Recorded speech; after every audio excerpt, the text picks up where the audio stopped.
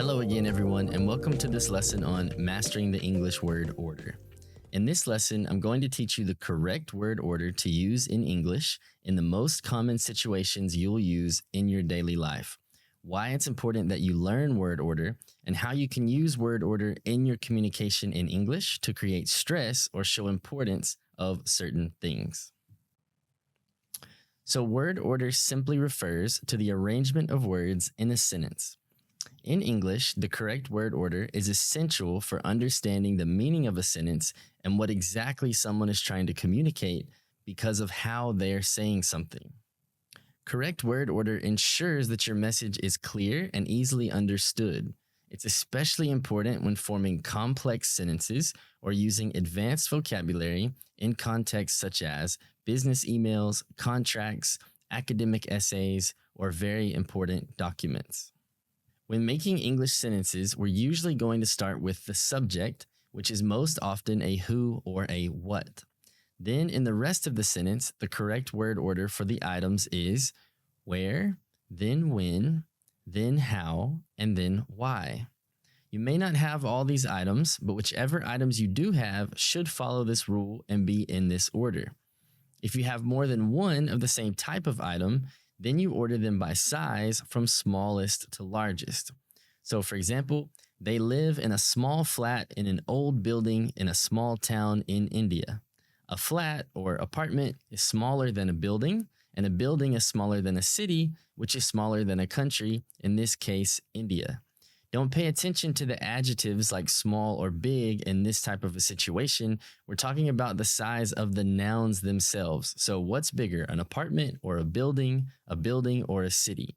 Well, a apartment is smaller than a building, and a building is smaller than a city, which is smaller than a country, okay? So it goes in size of smallest to largest of the actual nouns themselves. It has nothing to do with the adjectives. So again, when making sentences in English, we most commonly start the sentence with a who or a what.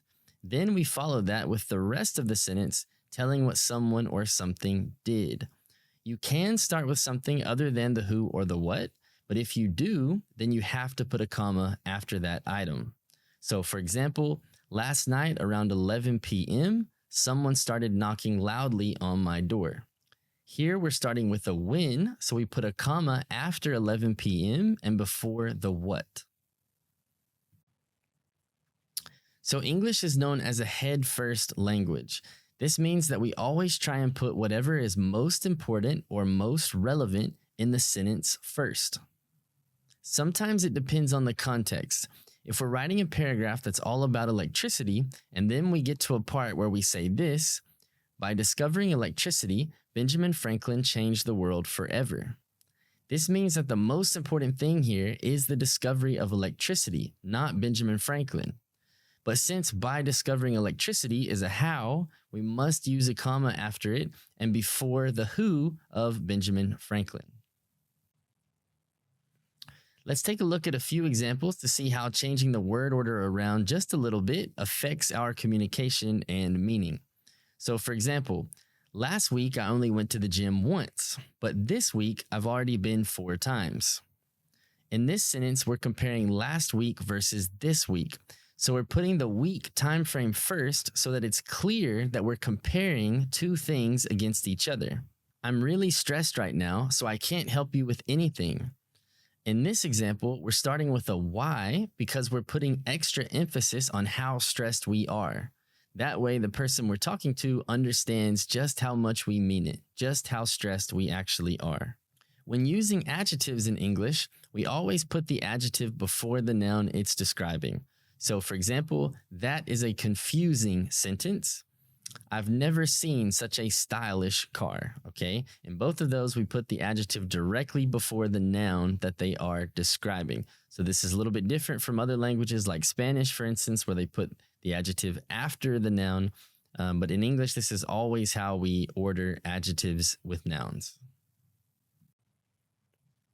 So when we have multiple adjectives for one noun, we have a set rule for which order we put them in. Okay, so the rule is as follows. Number 1, we start with quantity or number. So 1, 2, 3, 50, 100, whatever that quantity or number is, we're going to start with that first. Number 2 is quality or opinion. These are words like beautiful, ugly, happy, good, things like that, right? So quality or opinion, we're going to put that second. Number 3 is size. So small, large, tiny, huge, enormous. Okay, so size always goes third. Fourth would be age. So young, old, ancient, baby, something like that, if we're using it as an adjective. And then number 5 would be shape. So round, square, rectangular. Number 6 would be color. So red, blue, green, black, white. You get the picture. And then number 7 would be if we have a proper adjective. So this is usually something like a nationality, place of origin, a brand name, or the material something's made of. So we could say French or wooden or silk or Mercedes. Anything that's a proper adjective would come in the 7th position. And then number 8 would be a purpose word or qualifier word. So this would be something like water in water bottle, or fishing in fishing pole, or sleeping in sleeping bag. So it used to be an adjective in a sense of, okay, what type of pole is it? It's a fishing pole, like it's the purpose for that. But now more commonly, we always put those two words together because it's a fishing pole or it's a sleeping bag. It's almost a part of the noun itself now. So we always put that one last. Now, you won't usually have every single one of these items, so you won't have, 8 different adjectives in one sentence. But this is the order that we always go by in case we have multiple adjectives. We just always use this order, and then it makes it a lot easier for you to know when you're doing your writing or when you're speaking. Because a lot of things in English, you ask a teacher, or you ask a native speaker, why do you say it like this, or why do you do it like that?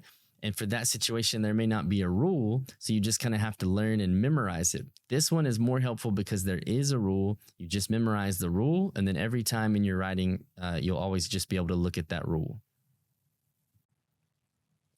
All right, so a couple of examples of when we have multiple adjectives for the same noun. You know that big old blue Ford dump truck in my yard? So we start with the size, and then we have the age, then we have the color, and then we have the proper noun, which is Ford, the proper adjective Ford. And then we have the purpose, which is dump in dump truck. Okay.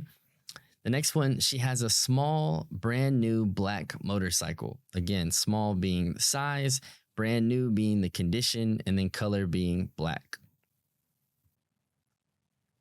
All right, so before we learn about all the specific rules for placements of adverbs, first I want to talk about the number 1 rule regarding adverbs and where to put them. The number 1 rule is never separate a verb and its direct object with an adverb. An example of this would be saying, I drink always coffee in the morning, instead of I always drink coffee in the morning. If you say it this way, it sounds like you're saying something like, I drink always coffee, like it's a brand of coffee, like Starbucks coffee or something like that. And you might laugh because of how unnatural this sounds, but in many other languages, this is actually okay. But if you do this in English with native speakers, you will sound really unnatural and it'll stick out.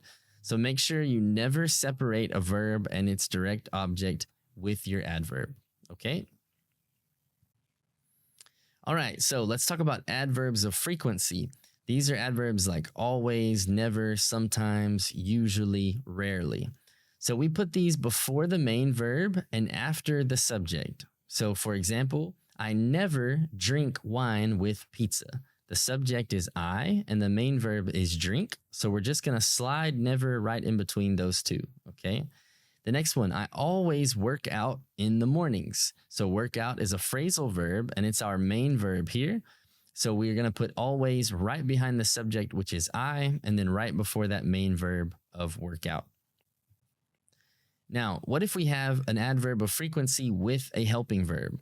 So if there's a helping verb, which is something like, can, will, have, something like that, then the adverb goes after the helping verb and before the main verb. So first example, I can never tell if she's joking or not. Main verb is tell. Okay, the helping verb is can. So we're just going to slide it right behind can and right before the main verb tell. The next one, he will probably make the decision on his own. Again, main verb is make.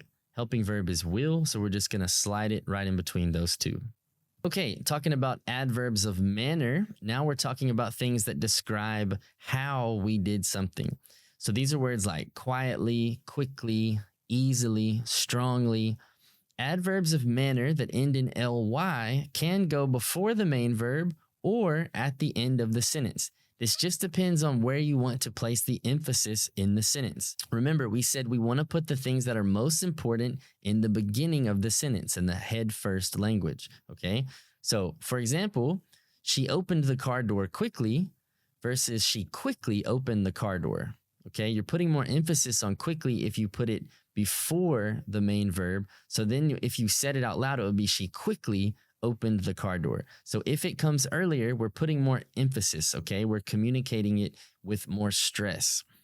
Another example, he was speaking passionately or he was passionately speaking, okay? So normally if you put that passionately first before the main verb of speaking, you're putting more emphasis on it. You can also put more emphasis on it in speaking if you just really stress it at the end of the sentence. But in writing, nobody really knows your tone so much. So in writing, it would be better to put it before the main verb so you make sure to put more emphasis on it so people know that it's more important. Now, the last one we're going to talk about is adverbs of recency. Recency, okay? These are adverbs like recently, currently, or just. These are very flexible and can be moved around a lot. But I want to teach you the most common ways that we use them so you'll sound the most natural when you use them when you're speaking. So if it's the only adverb, then the most common place to put it would be right before the main verb. So for example, I recently found a new job on LinkedIn.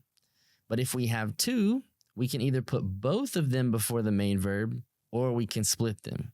So for example, I only recently found a new job. Or I just found a new job on LinkedIn recently, okay? So these are very flexible. We can put them pretty much wherever we want here. But again, it's about how you want to communicate things, where you're wanting to put the stress, okay? And this matters more, I think, when you in writing, but at the same time, you'll notice these patterns of native speakers when they're speaking these types of things to you. So I recently found a new job on LinkedIn. You're putting emphasis on the recently part.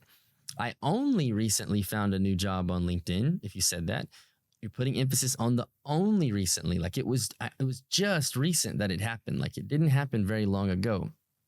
And then if you say, oh, I just found a new job on LinkedIn recently. Now finding the job on LinkedIn is the more important thing, not so much the recency part. We're more talking about LinkedIn and finding jobs there. All right, now if we have a helping verb with an adverb of frequency, the adverb will go after the helping verb and before the main verb. Some examples of this are, I have already finished, okay, helping verb have, main verb finished. She has just left, okay, helping verb has, main verb left, so we're just gonna slide it right there in the middle. Rule of thumb reminder here, don't split the main verb and its object. For example, they have started recently dating would not be correct as you're splitting started and dating. It would be better to say they have recently started dating.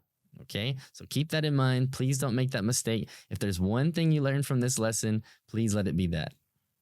All right, so to recap, you now know what is word order, why do we need it, what are the rules for word order in English sentences, how can you create emphasis in your sentences using word order, what is the correct word order for adjectives, where should you put your adverbs in sentences, and what are the different types of adverbs and their ordering as well.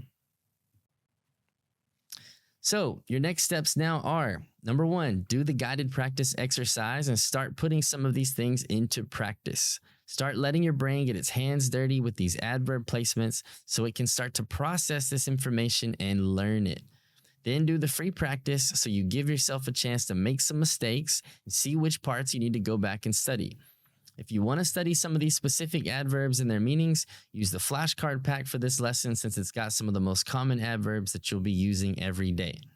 Then once you're finished with everything and you feel like you've mastered all this knowledge, take your quiz and let's make sure you're ready to move on to the next lesson. If you need any help or have any questions, send me an email at lucas@weaverschool.com. You should all have my email already, and I will get back to you as soon as I can. All right, that's it for this lesson. I hope everything was clear enough for you. Go back and rewatch any parts of the video that you didn't quite understand. That's the beauty of video lessons. You can make sure you go back and rewind, make my voice slower, make it faster, whatever works better for you. But go back and watch it as many times as you need to make sure everything is clear. Then make sure to go through and complete all the exercises, and let's make sure that we're processing all this information so that you're actually learning these things and not just hearing the information. That's what we're all about here at the Weaver School, processing and learning information, not just consuming it, okay? Good luck and see you in the next lesson.